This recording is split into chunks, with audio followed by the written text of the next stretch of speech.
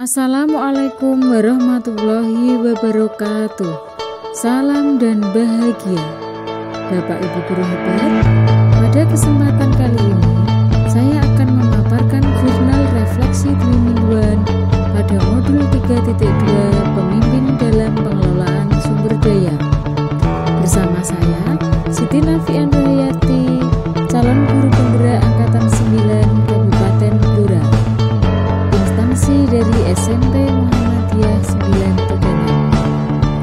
Pada modul ini saya dibimbing oleh fasilitator Bapak Dr. Andi Saiful Anam MPD dan Ibu Teresia Natalia Purwanti MPD sebagai pengajar praktek. Dalam menulis tagihan karya refleksi ini, saya menggunakan model refleksi yang mana model ini pada awalnya dikembangkan oleh Richard Katz dan Morrison. Model refleksi ini dikenal dengan model refleksi 4C, yakni Connection, Challenge, Concept, and Change. Model ini cocok untuk digunakan dalam merefleksikan materi pembelajaran. Adapun pertanyaan pada model refleksi 4C, pada connection, pertanyaannya adalah apa keterkaitan materi yang didapat dengan peran CGP? Yang kedua, model refleksi challenge, pertanyaannya adalah adakah ide, materi, atau pendapat dari narasumber yang berbeda dari praktik yang Anda jalankan selama ini? Model konsep, pertanyaannya adalah ceritakan konsep-konsep utama yang Anda pelajari dan menurut Anda penting untuk terus dibawa selama menjadi calon guru penggerak atau bahkan setelah menjadi guru penggerak. Sedangkan yang model refleksi change, pertanyaannya adalah apa perubahan dalam diri Anda yang ingin Anda lakukan setelah mendapat materi pada hari ini? Pada model refleksi yang pertama, connection, banyak hal atau peristiwa yang terjadi pada 2 minggu pembelajaran, yaitu pada modul 3.2 tentang pemimpin dalam pengelolaan sumber daya, sehingga banyak hal dan ilmu baru yang saya dapatkan, yaitu pada sesi ruang kolaborasi diskusi, sesi presentasi, sesi elaborasi pemahaman, demonstrasi kontekstual, koneksi antar materi, jurnal refleksi dwi mingguan, dan dilanjutkan dengan aksi nyata. Pada model connection, sebagai tindak lanjut dari ruang kolaborasi pertama, yaitu membuat pemetaan aset berdasarkan daerah masing-masing yang meliputi aset 1. Model manusia, 2. Model sosial, 3. Model fisik, 4. Model finansial, dan 5. Model alam atau lingkungan, 6. Model politik, dan yang ketujuh model agama atau budaya. Dalam kelompok kami oleh fasilitator Bapak Dr. Andi Saiful Anam membagi menjadi 3 kelompok, yaitu kelompok 1, 2, dan 3. Saya tergabung di dalam kelompok 2 bersama Ibu Mutmainah, Ibu Anitaria, dan Ibu Fitarti Marlian. Pada ruang kolaborasi pertama, kami berdiskusi dalam bor Google Meet yang disediakan oleh fasilitator kami, melakukan pemetaan aset daerah yang bisa dimanfaatkan sekolah untuk kepentingan pembelajaran yang berpihak pada murid.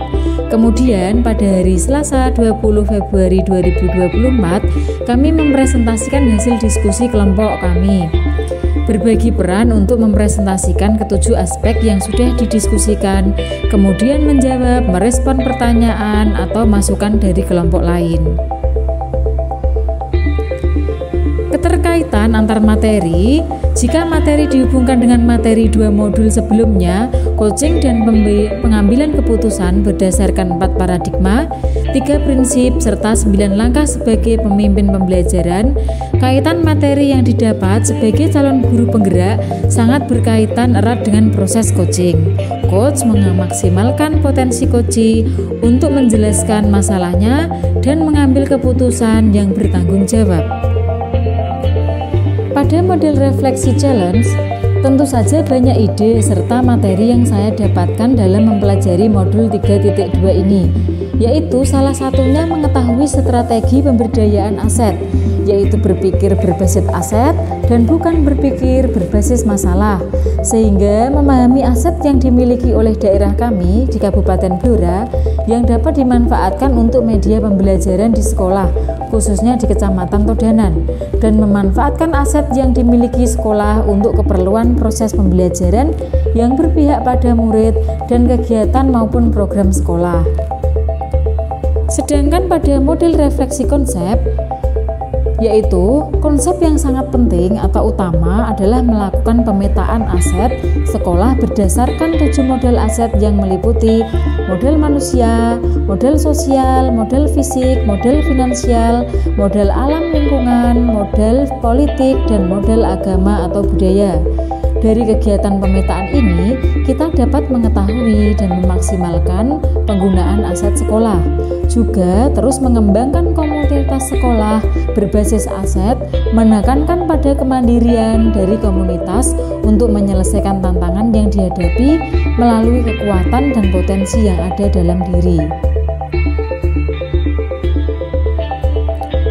Pada model refleksi yang terakhir yaitu change, perubahan yang ingin saya lakukan adalah mengaplikasikan apa yang telah saya pelajari pada modul 3.2 tentang pemimpin dalam pengelolaan sumber daya, sehingga merupakan saya dapat merubah pola pikir yang semula berpikir berbasis masalah menjadi berpikir berbasis aset, serta mengajak komunitas praktisi serta rekan sejawat, terutama di lembaga sekolah saya, untuk menerapkan berpikir berbasis aset, karena pendekatan berbasis aset ini merupakan sebuah cara untuk menemukan dan menggali hal-hal positif dengan menggunakan kekuatan sebagai kekuatan berpikir, sehingga secara bersama-sama bahu-membahu membangun sekolah tercinta dengan potensi yang dimilikinya, fokus pada pembangunan sumber daya yang ada di sekolah dalam rangka mewujudkan merdeka belajar.